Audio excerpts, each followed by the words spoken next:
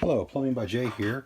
I want to go over again the leak Gopher water heater shutoff system. It's got two sensors with it, and I want to show you kind of what happens here.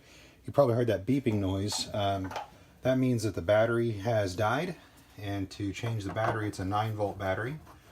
You will undo the 4 screws here.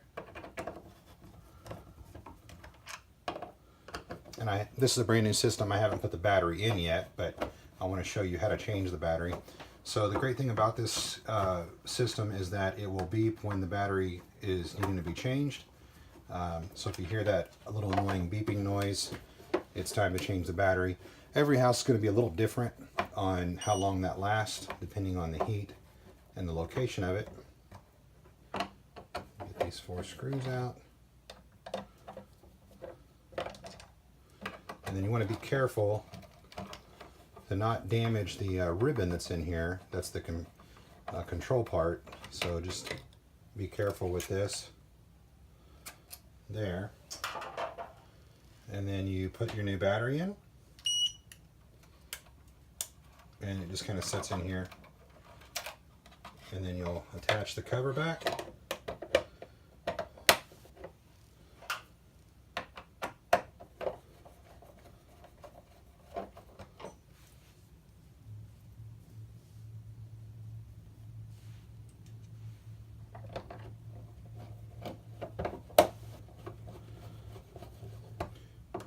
And for time purposes, I'm going to put the other screws in after I'm done explaining this thing. So, what I want to show you here is that with water heaters, the plumbing code states that the pan is not designed as a flood prevention. It's designed to catch condensation and rainwater that can happen from either roof leaks, or as we've noticed here in Texas lately, we've had so much rain and we're even getting water to run down through the middle, come into the pan that way. So what I really love about this system is the sensor here. It's a weighted sensor. It sets up off the ground, and here's what will happen if it gets a lot of water on it. The valve will activate with a blue light, and then it's going to shut the valve off, which is over here. So you still have your main shutoff valve you can shut off, but this has a motorized valve on it. It will shut that off, and then what's going to happen here is after it shuts off, it's going to start beeping.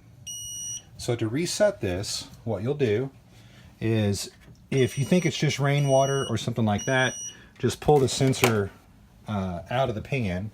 And if you have 2 water heaters, then there's 1 on each pan. But pull the sensor out and then hit the mute button and then hit the on button. And you should hear the valve will come back on, and that's going that way.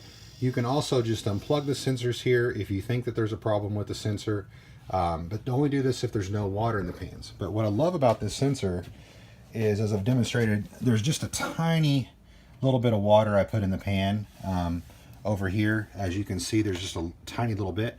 This sensor's not going off.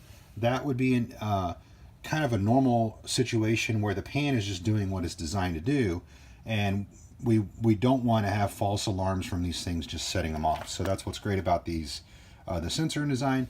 But that's pretty much it. It does plug in. So if you're having major problems with it, you might check to make sure you have power going to your source. The other thing I love is they've given a very generous cord, but you can also extend this thing up to 30 feet away by using phone cables. Great product. But here's the install. Weighted sensors in each pan, because we have 2 here. Great product.